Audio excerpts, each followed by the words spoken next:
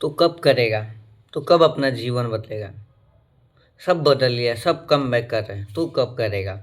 कभी सोचा है? ऐसे ही अपना जीवन बर्बाद कर रहे हो, हर एक समय, हर एक पल। कभी कुछ आने वाला नहीं। कभी बदलो। देखो, तुम्हें मोटिवेशन की कोई ज़रूरत नहीं है।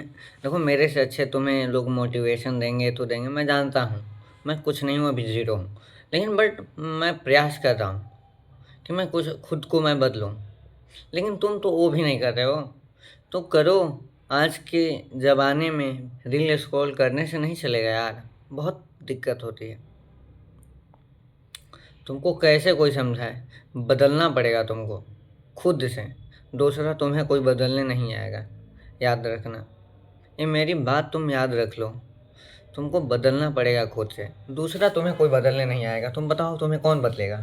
तुम्हें लगता है कोई बदल सकता है? नहीं, तुम खुद बदलोगे। नहीं तो तुम्हें और कोई नहीं तुम्हें बदल सकता है। चलो ठीक है।